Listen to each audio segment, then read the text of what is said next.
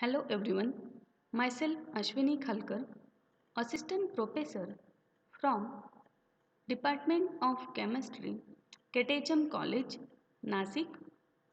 Today I am going to teach you a subject, Modern Instrumental Methods in Inorganic Chemistry, which has paper code CHI 333 of class MSc 2nd Inorganic Chemistry.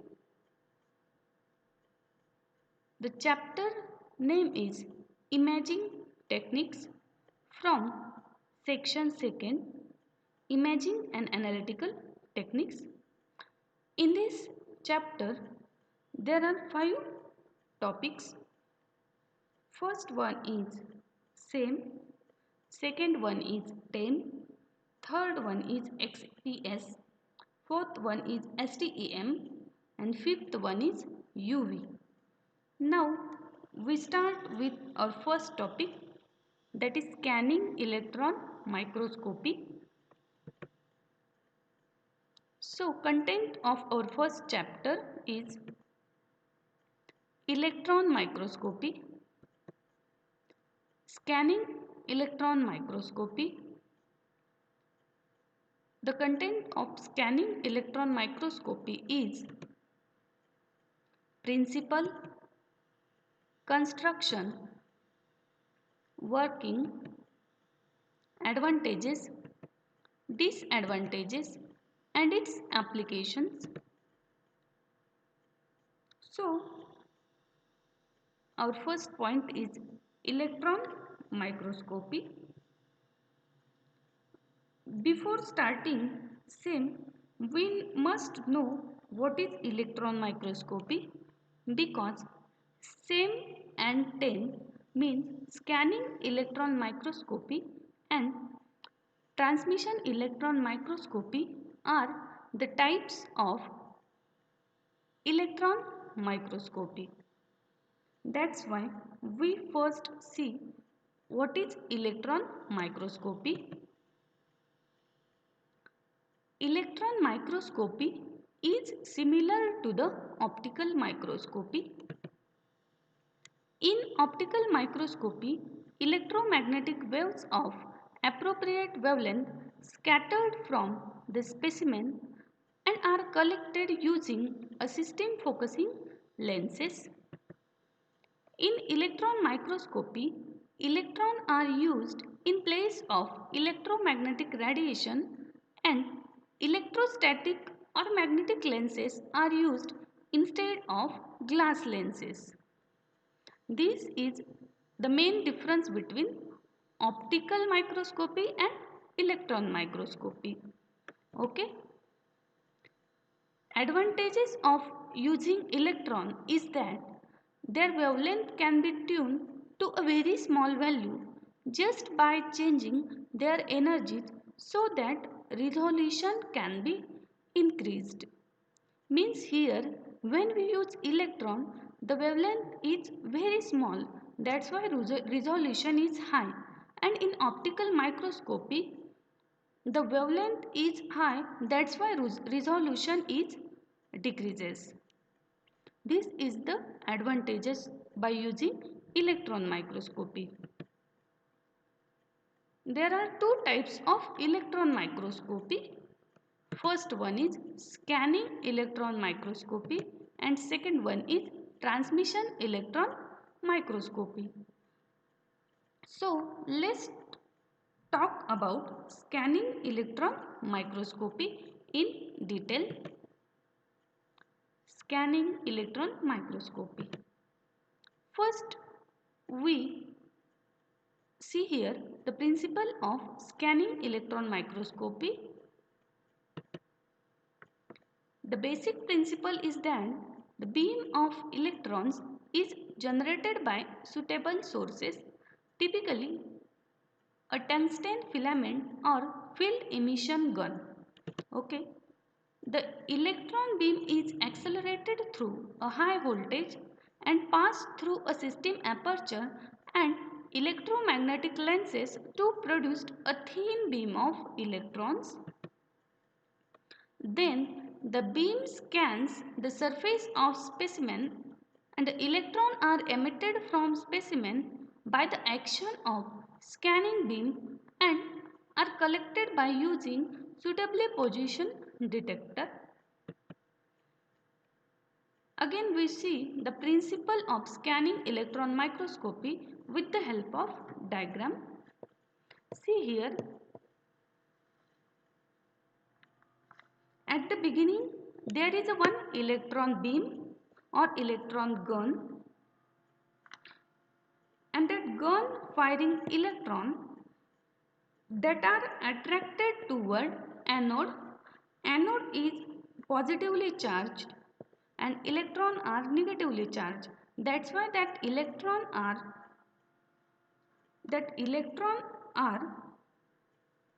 attracted toward this anode. Okay. After that anode there is a magnetic lenses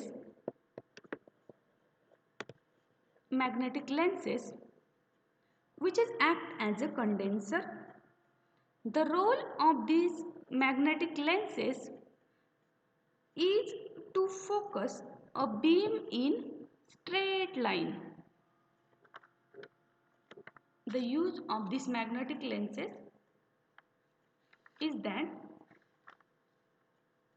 to focus the beam in straight line. Okay. After magnetic lenses there is a scan coils.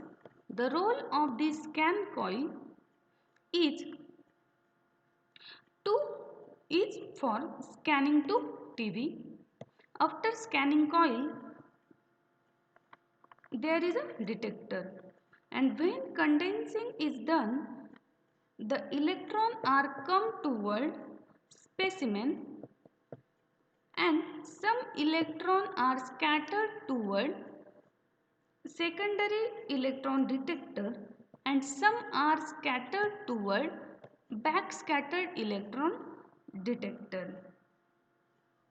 Okay, these are the two major types of detector. Also there is a one detector, that is X-ray detector, because we can also find some X-ray radiating from sample because of electron absorption from sample, but that not present in all model of this of same, and this is the principle of same.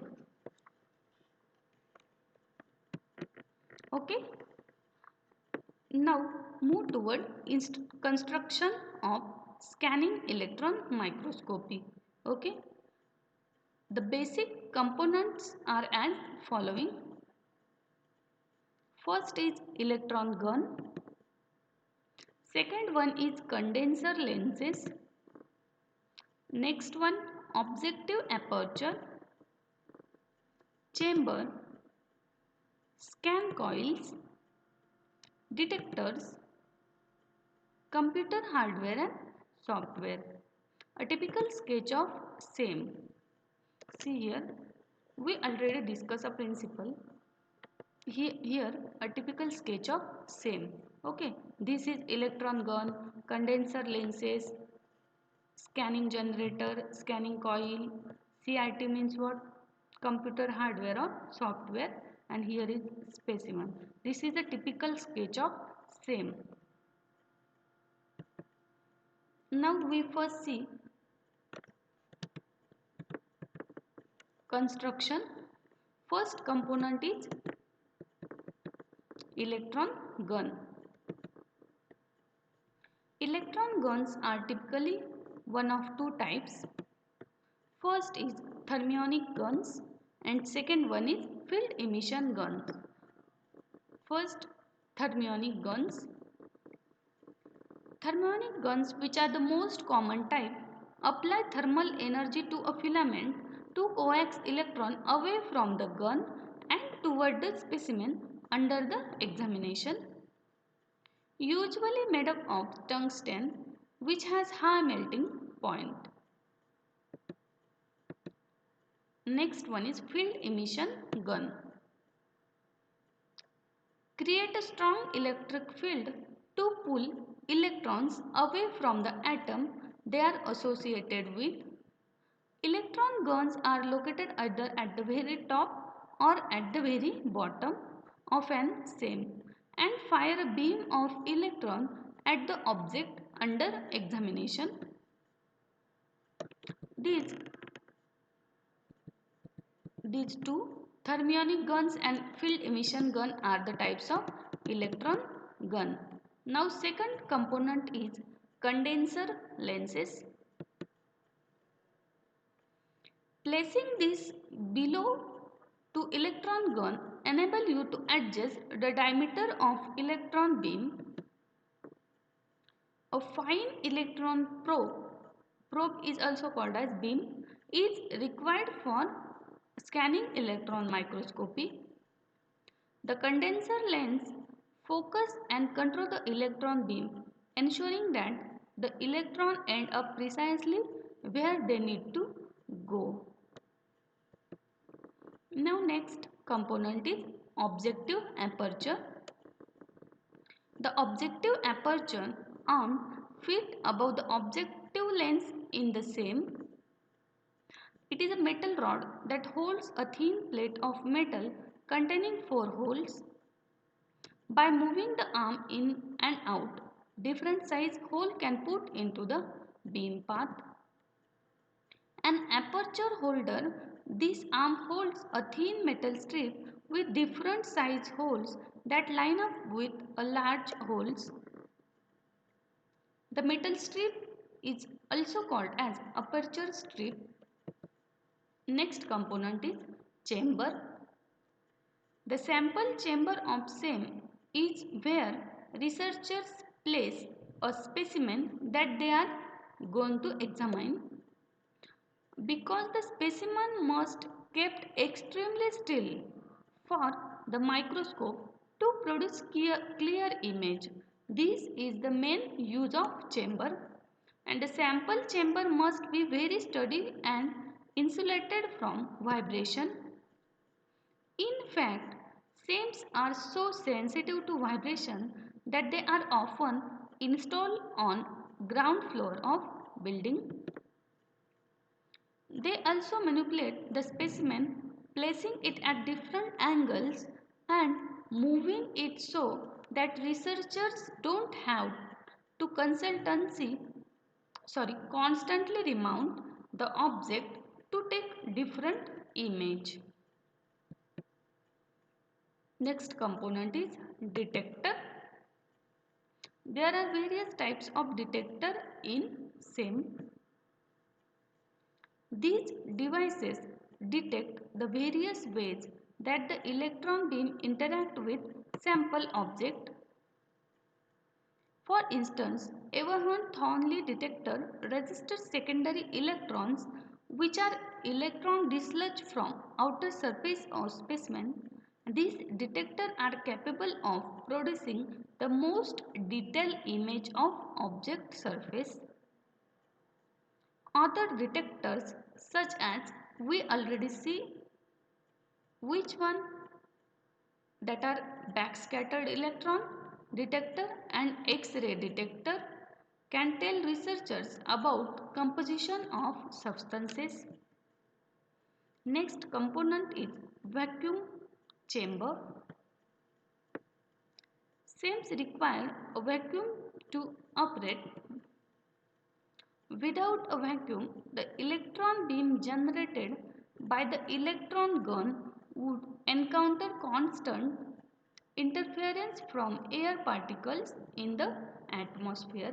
This is the main use of vacuum chamber to avoid air particles from atmosphere. Now next, how the SEM works. The SEM uses electron instead of light to form an image.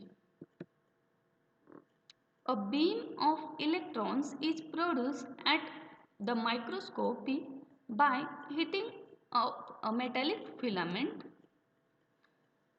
The electron beam follows a vertical path through the column of microscopy.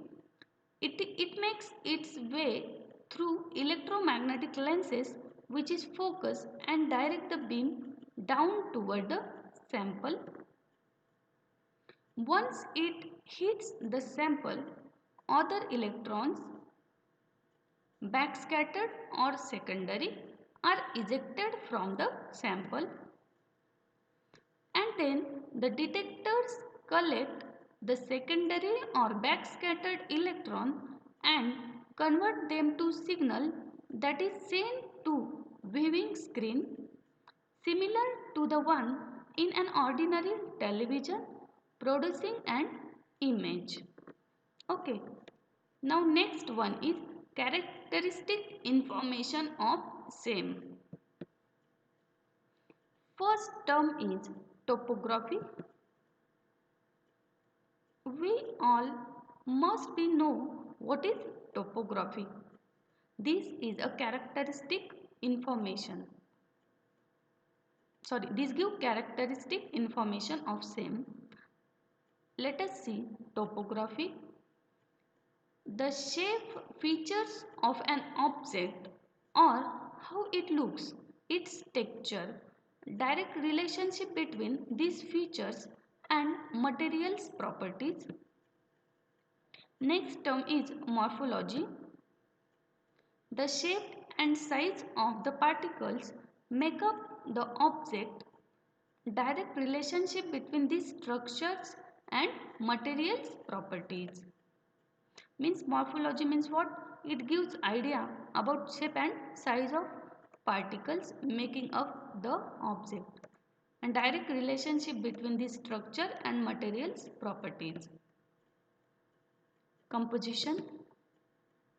The element and compounds that the object is composed of and the relative amount of them.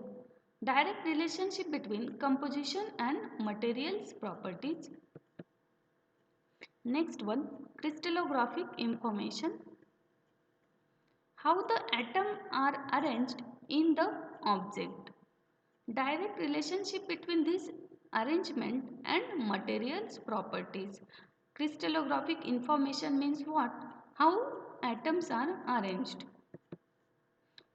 Now next, advantages of scanning electron microscopy. Advantages of scanning electron microscopy include its wide array of application, the detailed three-dimensional topographical image and the versatile information generated from the different detectors.